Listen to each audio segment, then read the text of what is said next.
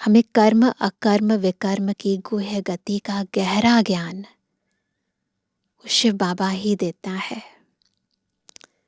यदि हम इस महीनता को यथार्थ समझते हैं तो वर्तमान समय संगम युग पर विकर्म करने से बच जाते हैं और अपना समय, शक्ति, श्वास बाबा की श्रीमत प्रमाण कर्म करने में, सुकर्म करने में लगाते हैं, जिस कर्म का फल हमें एक जन्म नहीं अपितु जन्म जन्मांतर तक मिलता है। परंतु कर्मों की इस महीनता को जानने के लिए और श्रीमत प्रमाण हर कर्म करने के लिए बहुत जरूरी है शिव बाबा की एकाग्र चित्त याद। क्योंकि बिना याद के यदि ज्ञान है भी तो ज्ञान को हम प्रैक्टिकल अपने जीवन में अमल कर नहीं पाते। तो इसीलिए एक है ज्ञान, दूसरा है योग। दोनों के बैलेंस से कैसे हमें सबसे और बाबा से ब्लेसिंग लेनी है और अपने आने वाले भविष्य की प्रारब्ध बनानी है, आज की मुरली बहुत गहराई से समझा रही है। सुनते हैं प्यारे बाबा के मधुर महावाक्य।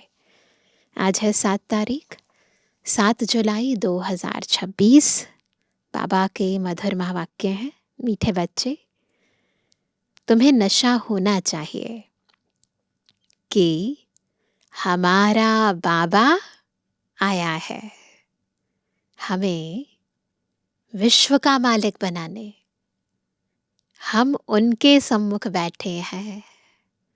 साकार में तो सम्मुख वैसे भी बैठे थे बच्चे, लेकिन अभी भी जब हम अव्यक्त स्थिति में स्थित होकर देहभान से न्यारे होकर बैठते हैं तो अनुभव होता है जैसे बाबा एक एक शब्द हमें गहराई से समझा रहे हैं। प्रश्न है, कर्मों की गुह्य गति को जानने वाले कौन सा पुरुषार्थ अवश्य करेंगे? उत्तर है याद में रहने का, क्योंकि उन्हें पता है कि याद से ही पुराने हिसाब किताब चुकतू होने हैं। वे जानते हैं कि आत्मा अगर पुराने हिसाब किताब कर्म भोग चुकतू नहीं करेगी तो उसे सजाएं खानी पड़ेंगी और पद भी भ्रष्ट हो जाएगा। पुनर्जन्म भी ऐसा ही होगा ना। अगर समझते हैं तो याद में लग जाते हैं। ओम शांति।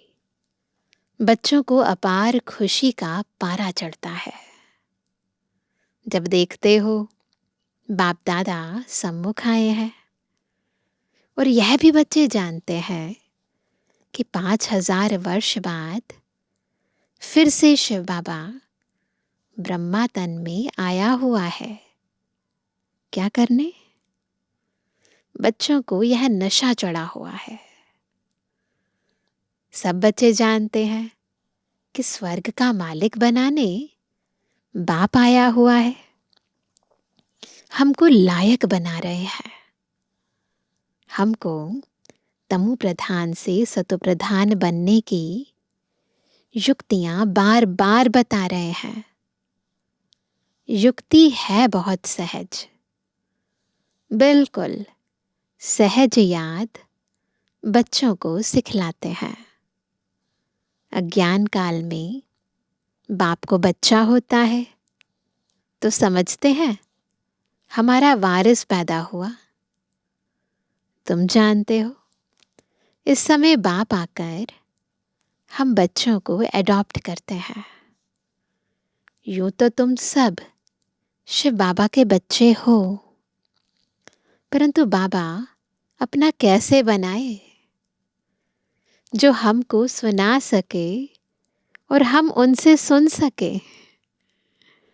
शिव बाबा इस ब्रह्मा तन से कहते हैं मैं तुम्हारा बाप हूं, तुमको स्वर्ग का मालिक बनाता हूँ। सिर्फ तुम्हारी आत्मा जो पतित है वह ना मुक्ति में न जीवन मुक्ति धाम में जा सकती है। पतित आत्मा न मुक्ति धाम में न जीवन मुक्ति धाम में जा सकती है। तुम सब एक बाप के बच्चे हो, सबको बाप की मिल्कियत लेनी है। ढेर के ढेर बच्चे हैं, वृद्धि होती जाती है, एडॉप्ट करते रहते हैं, है ना। वृद्धि होती जाती है मतलब बाबा के बच्चे तो एडॉप्टेड है ना, तो एडॉप्ट करते जाते हैं। हे आत्माएं, अब तुम मेरी संतान हो, ऐसे होती है ना एडॉप्शन। अपने को रूह आत्मा समझो। अगर बाबा के बच्चे हैं तो आत्मा समझना है ना, तभी तो वो फीलिंग आएगी वो मेरा बाबा है। हमको बाबा मिला है जिसको आधा कल्प याद करते थे, यह कभी भूलो मत। आधा कल्प आत्मा इस शरीर द्वारा याद करती आई है, हे पतित पावन, हे दुख हरता सुख करता। क्योंकि रावण राज्य है ना, इसीलिए याद करती आई है। भल जो अभी समझते हैं हम बहुत सुखी हैं, हमको इतने पदम हैं, इतने मिल्स हैं, कारखाने आदि हैं, यह तो सब अल्पकाल के लिए है। अंत में तो बहुत त्राही त्राही करने लग पड़ेंगे, दुख के पहाड़ गिरेंगे, है ना। इतनी सारी मिल्कियत सेकंड में खलास हो जाएगी। बाप से तुमको सेकंड में वर्षा मिलता है। कहते हैं तुमको सेकंड में विश्व की बादशाही देता हूं। यह पुरानी दुनिया खत्म हो जाएगी। बेहद का बाबा है, इसलिए हमें बेहद के नजरिए से समझाते हैं। हम हद के नजरिए से देखते हैं दुनिया को, बाबा तो बेहद की घड़ी को देख रहे हैं ना, कि क्या टाइम है, क्या क्या होने वाला है।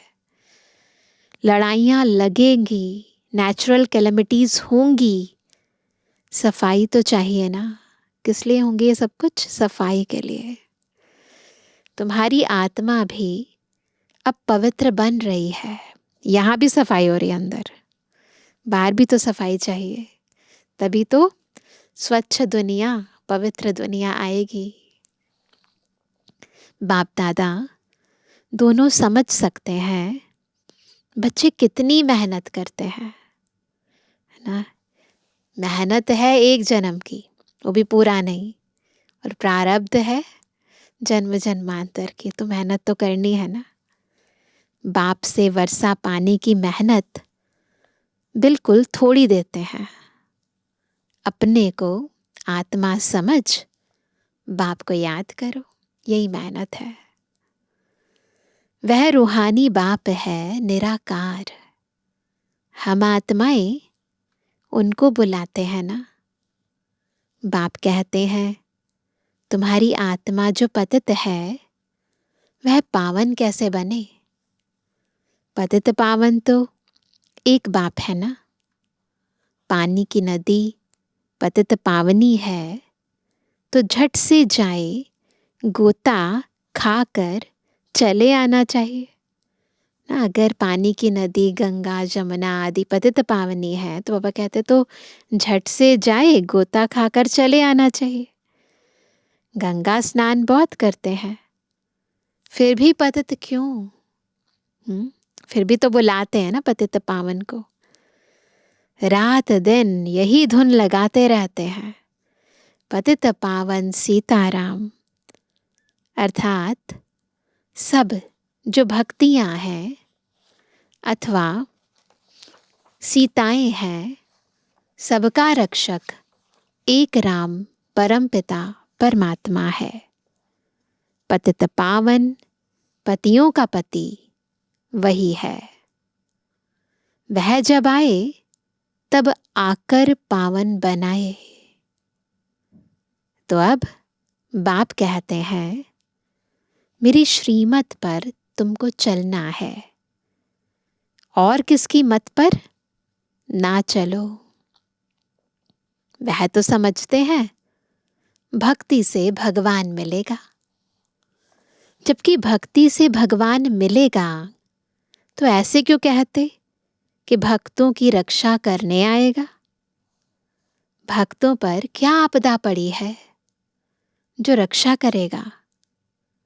रक्षा तब की जाती है जब कुछ आपदा होती है। बाप कहते हैं, तुमने कितना दुर्गति को पाया है, इतनी बड़ी आपदा है हर आत्मा पर। यह है रौरव नर्क। गरुड़ पुराण में है रौरव नर्क ना। सब दुखी रोगी हैं। घर घर में देखो क्या लगा पड़ा है, दुख ही दुख। इसलिए पुकारते हैं, बाबा हमारे दुख हरो, सुख दो। भारत में ही सदा सुख था, अब दुख है। भारत की बात है, और खंड तो है ही अलग। वह तो आते ही बाद में है। कोई 60 जन्म, कोई इनसे भी कम जन्म लेते हैं। 84 जन्म देवता धर्म वाले लेते हैं, जो शुरू से लेकर अंत तक रहती हैं आत्माएं। तो इस हिसाब से आधा कल्प के बाद जो आएंगे उनको 84 से आधे जन्म लेने पड़ेंगे। ऐसे नहीं कि सब 84 का चक्र खाते हैं।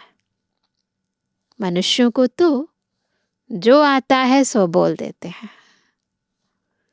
अब तुम बच्चे बाप द्वारा अविनाशी ज्ञान रत्नों की झोली भर रहे हो। क्या कर रहे हैं सभी? अविनाशी ज्ञान रत्नों की झोली भर रहे हैं। रत्न तो बहुत वैल्यूएबल हैं। बाप समझाते भी बहुत सहज हैं। बाप कहते हैं, तुम बुलाते आए हो, हे पतित पावन आकर हमें पावन बनाओ। तो बाप आए हैं। अब तुम समझते हो हम पावन बनेंगे तो स्वर्ग के मालिक बनेंगे। शिव बाबा हमको पत्थर बुद्धि से पारस बुद्धि, पत्थरनाथ से पारसनाथ बनाने आए हैं। भक्ति मार्ग के चित्र सब पत्थरों के बने हुए हैं। पत्थरों से माथा मारते हैं। बाप कहते हैं, तुम भल कितनी भी मेहनत करो, फायदा कुछ नहीं होना है। क्योंकि जब तक बाबा खुद ना आए, बाबा का हमें यथार्थ परिचय ना मिले, उसे हम याद ना करें, तब तक आत्मा पावन ना बने। पावन नहीं बनेगी तो पावन दुनिया में कैसे जाएगी। और पवित्रता ही सुख शांति की जननी है। तो पवित्रता नहीं आत्मा में धारण होगी तो ना सुख मिलेगा ना शांति मिलेगी। तो बाबा कहते हैं, भक्ति मार्ग के चित्र सब पत्थरों के बने हुए हैं। पत्थरों से माथा मारते हैं। बाप कहते हैं, तुम भल कितनी भी मेहनत करो, फायदा कुछ नहीं होना है। आगे तो तुम बलि चढ़ते थे, फिर भी क्या फायदा हुआ। करके देवी का दीदार होगा, फिर जैसे के तैसे। आत्मा की क्वालिटी नहीं बदलती, संस्कार नहीं बदलते। इसीलिए आत्मा फिर पुनर्जन्म के चक्र में आती है, पाप करती है, पाप कर्मों की सजा भोगती है। पतित पावन बाप आते हैं एक बार संगम पर। सतयुग में तो भक्ति मार्ग की बातें होती ही नहीं। बाप तो कहते नहीं कि गला काटो, यह करो। बाबा तो नहीं कहते ना। बाबा कहते मैं को काटो, गला नहीं काटो। भक्ति मार्ग में अनेक प्रकार से क्या क्या करते हैं। आगे देवियों पर मनुष्य की बलि चढ़ाते थे, काली पर चढ़ाते थे ना। बाप कहते हैं तुम सुधरेले थे तो देवता थे, आत्मा जब सिविलाइज्ड थी तो देवता थी। अब कितने पत्थर बुद्धि बन पड़े हो, कुछ समझ नहीं सकते, हर चीज स्थूल रूप में ले लेते हैं। तुमको स्वर्ग की बादशाही दी थी, कितने सोने हीरे जवाहरातों के महल थे। याद आ रहा है बाबा ने क्या क्या दिया था हमें? अथाह धन था, वह क्या किया? अब तुम कितने दुखी हो पड़े हो। तुम असुल देवी देवता धर्म के थे ना, अब सिर्फ तुम रजो तमो में आए हो। तुम तो देवता धर्म के थे, फिर अपने को हिंदू क्यों कहलाते? पूछ रहे हैं बाबा। और सब धर्म वाले अपने अपने धर्म को ही मानते हैं, वो नहीं बदली करते, नाम भी बदली नहीं करते। लेकिन बाबा कहते हैं हमने क्या किया, देवी देवता धर्म की जगह हिंदू धर्म नाम रख लिया। धर्म तो एक ही होता है ना, मुसलमानों का मुस्लिम धर्म, क्रिश्चियन का क्रिश्चियन धर्म चला आता है। तुमको क्या हुआ? तुम बहुत सुखी, पवित्र, संपूर्ण निर्विकारी थे, अभी कितने विकारी बन पड़े हो, किसको पता ही नहीं। बरोबर हम संपूर्ण निर्विकारी थे, ये तो बाबा आकर हमें बताते हैं ना। नहीं तो दुनिया में क्या कहते हैं, डार्विन की थ्योरी कहती है हमारे पूर्वज बंदर थे, तो यही समझते थे। परंतु ये तो बाबा ने आकर बताया कि हम तो मंदिर लायक थे, हमारे पूर्वज देवी देवता थे। तो बाबा कहते हैं बरोबर हम संपूर्ण निर्विकारी थे, फिर संपूर्ण विकारी कैसे बने? 84 जन्म लेते सतो से तमो बने, अब बिल्कुल ही तमो प्रधान पतित है। सतयुग से कलयुग जरूर आना है, सब धर्मों को सतो रजो तमो में आना ही है, वृद्धि को पाना है। तुम भी झाड़ में हो ना, झाड़ में देखो अंत में ब्रह्मा खड़ा है, झाड़ के ऊपर चोटी में ब्रह्मा ही 84 जन्म लेकर अंत में खड़ा है। देखा है ना झाड़ का चित्र, जो कल्प वृक्ष का चित्र बनाया है, उसमें ऊपर भी ब्रह्मा है, नीचे भी ब्रह्मा है, 84 जन्म लेकर भी वही खड़ा है। तुम भी जो नीचे ब्राह्मण बैठे हो, वही फिर अंत में पतित शूद्र बने हो। फिर नीचे राजयोग सीख रहे हो। तुम भी शूद्र थे, आत्मा की क्वालिटी कितनी डाउनग्रेड हो गई थी, है ना, शूद्र जैसे हो गई थी। अब ब्राह्मण बने हो, बाबा की श्रीमत से हम ब्राह्मण बने हैं। यह बड़ी समझने की बातें हैं। अभी झाड़ में बहुत अच्छी समझानी है।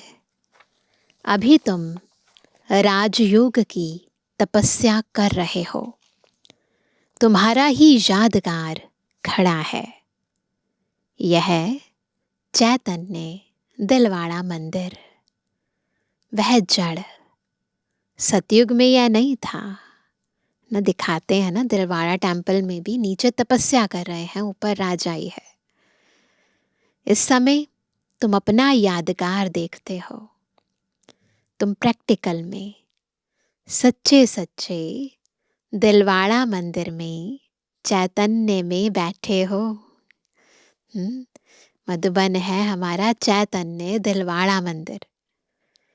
स्वर्ग की स्थापना हो रही है, फिर स्वर्ग में आएंगे तो यह मंदिर आदि कुछ होंगे नहीं। यह मम्मा बाबा और हम बच्चे बैठे हैं, हूबहू यह तुम्हारा मंदिर है।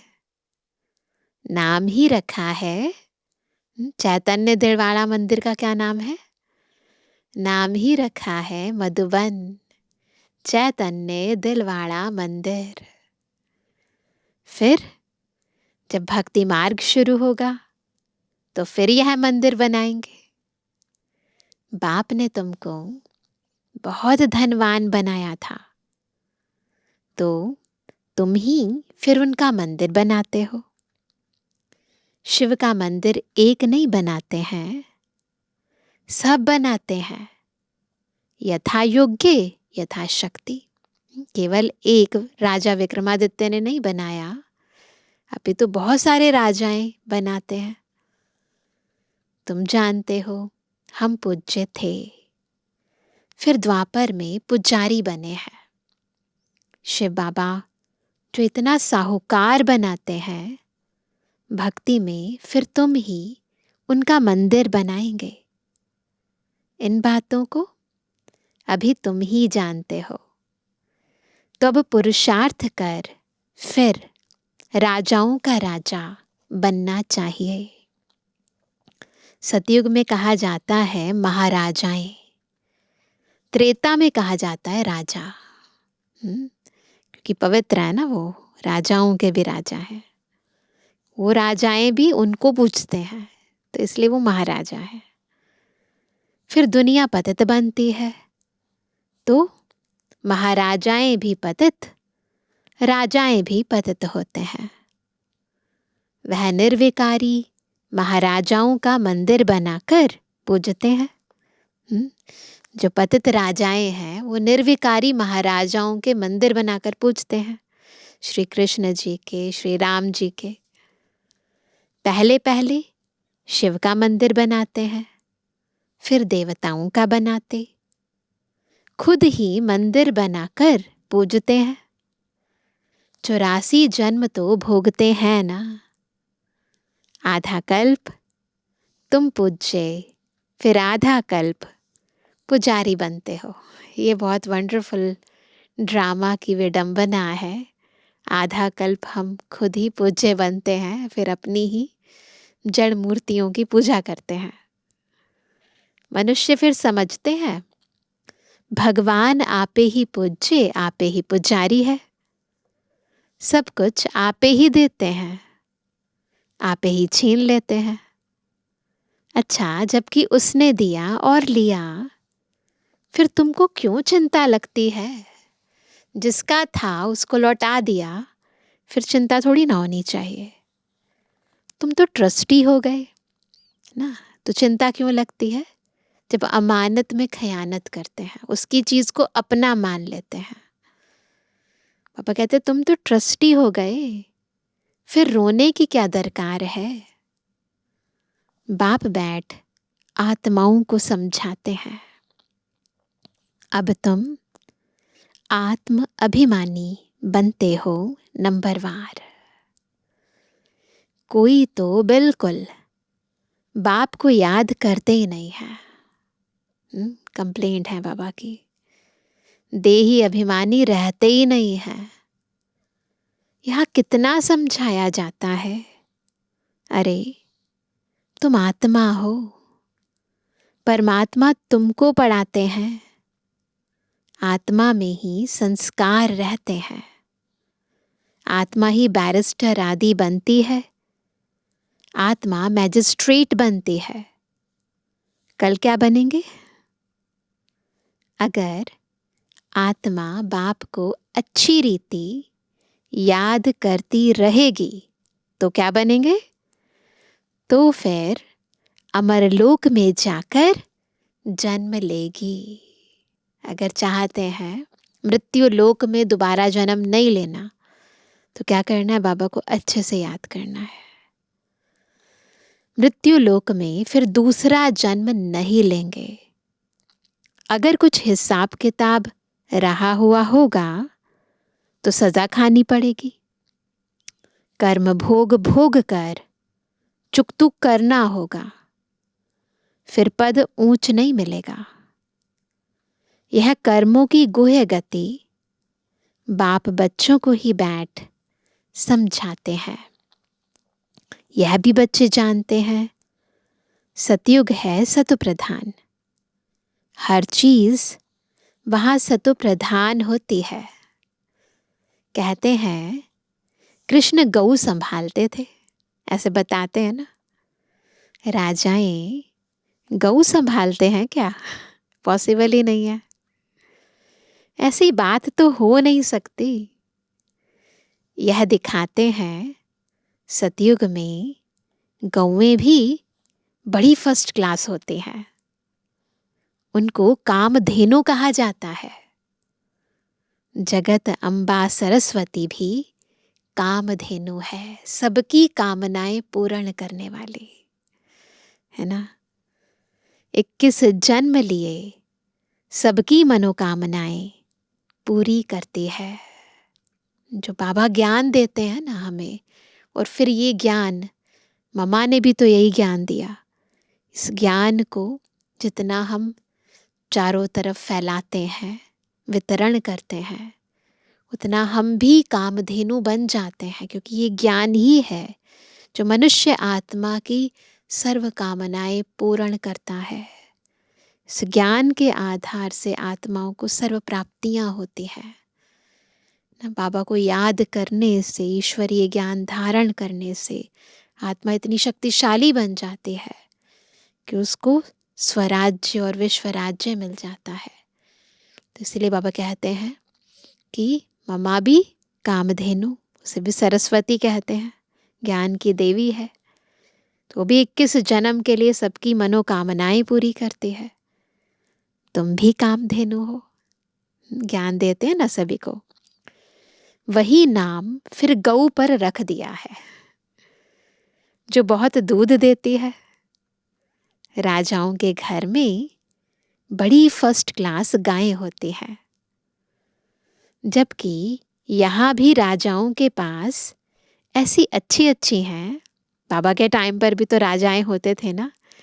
तो वह कहते हैं कि जब यहाँ पर इतनी अच्छी अच्छी होती है तो वहाँ तो सोचो, तो स्वर्ग में कैसी सुंदर होंगी।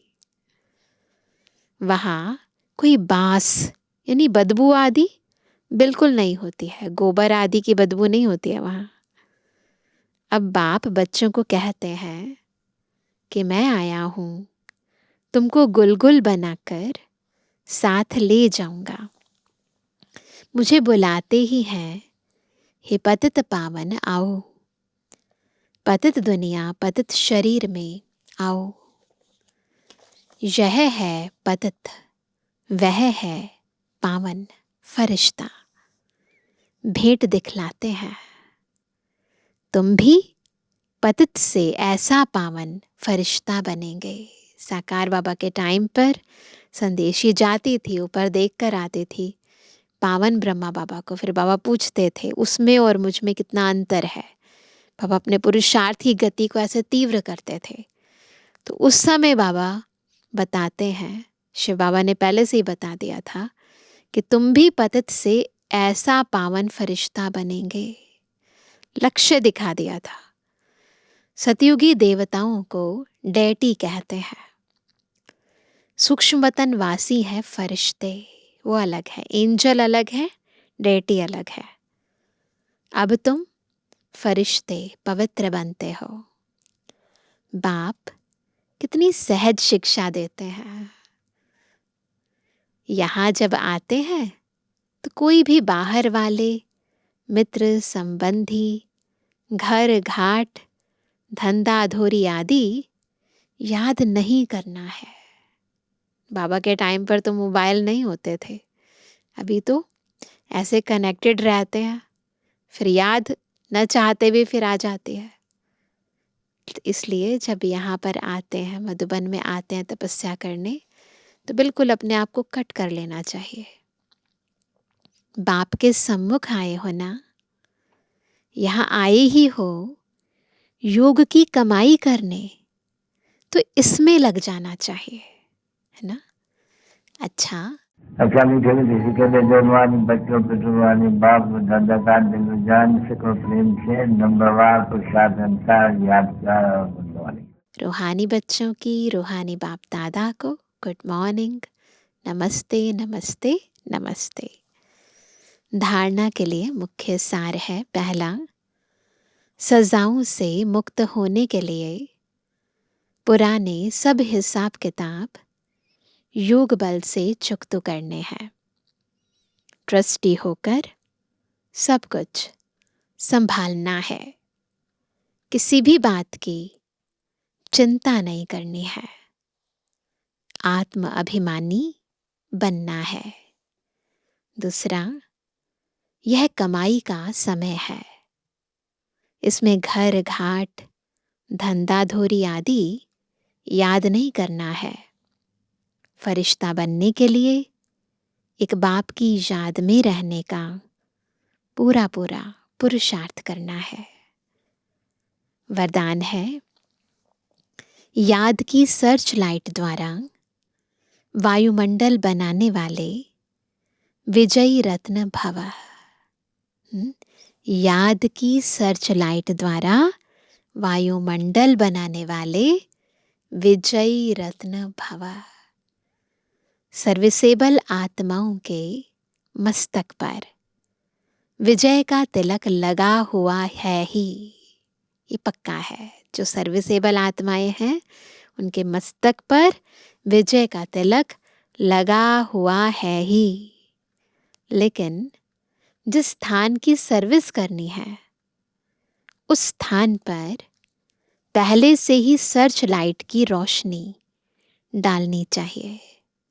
जहाँ भी सेवा करनी है ना, इससे पहले कि हम सेवा प्रारंभ करें, सकाश देना चाहिए उस स्थान को। याद की सर्च लाइट से ऐसा वायुमंडल बन जाएगा जो अनेक आत्माएं सहज समीप आ जाएंगी। फिर कम समय में सफलता 1000 गुना होगी। इसके लिए दृढ़ संकल्प करो कि हम विजयी रत्न हैं, तो हर कर्म में विजय समाई हुई है। हम कौन है? विजयी रत्न है। स्लोगन है, जो सेवा स्वयं को व दूसरे को डिस्टर्ब करे वो सेवा नहीं, बोझ है। तो कोई भी सेवा करते हो, ध्यान रखना है, सेवा मुझे या किसी और को डिस्टर्ब ना करे। नहीं तो हम सेवा किस लिए करते हैं? बोझ उतारने के लिए, बोझ चढ़ाने के लिए नहीं। आज का व्यक्त इशारा, ज्वाला स्वरूप स्थिति में रहे शक्तिशाली याद का अनुभव करो। ज्वाला रूप बनने के लिए यही धुन सदा रहे कि अब वापस घर जाना है। जाना है अर्थात उपराम, बुद्धि ऊपर। जब अपने निराकारी घर जाना है तो वैसा अपना वेश बनाना है। कैसे बनाना है? निराकारी। तो जाना है और सबको वापस ले जाना है। इस स्मृति से स्वतः ही सर्व संबंध, सर्व प्रकृति की आकर्षण से उपराम अर्थात साक्षी बन जाएंगे। धुन लग जाए, जाना है, सबको वापस ले जाना है। साक्षी बनने से सहज ही बाप के साथी व बाप समान बन जाएंगे। तो धुन लगा दो, अब घर जाना है। उसके लिए साक्षी दृष्टा का अभ्यास करना है। अच्छा, ओम शांति।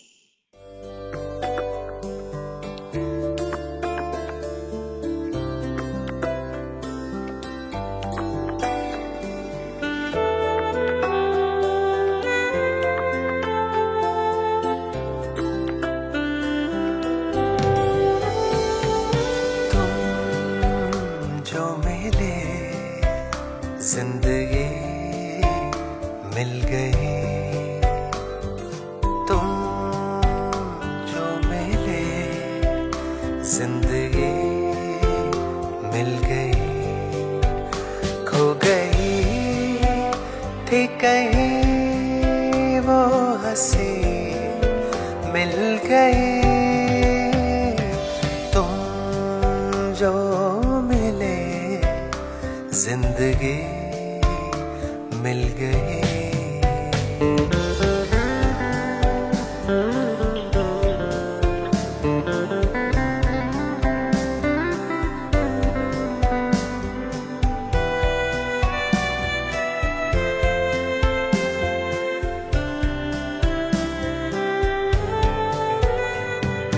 कितना सुकून मिला है मैं कैसे बयां करूं,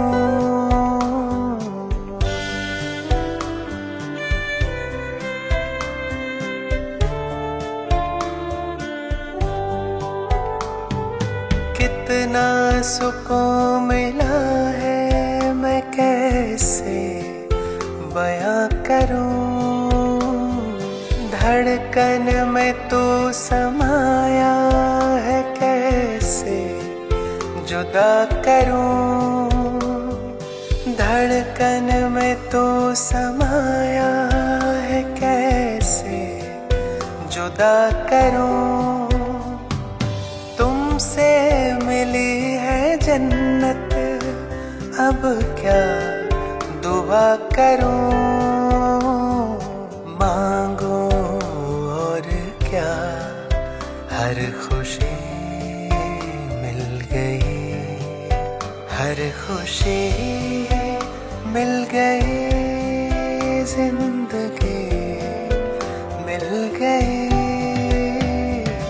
तुम जो मिले जिंदगी मिल गई।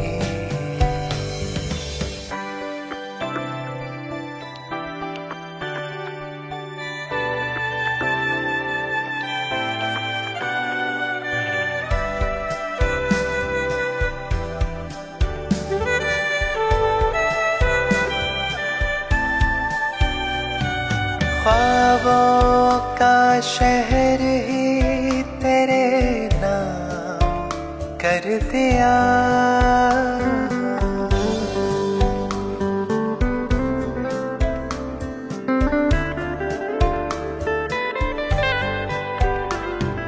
ख्वाबों का शहर ही तेरे नाम कर दिया।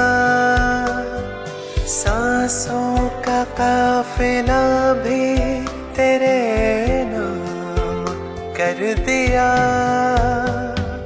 दिल की ख्वाहिशों को तेरे पास रख दिया। देखा जो तुम्हें तो रोशनी मिल गई, रोशनी मिल गई, हर खुशी मिल गई। तुम जो मिले जिंदगी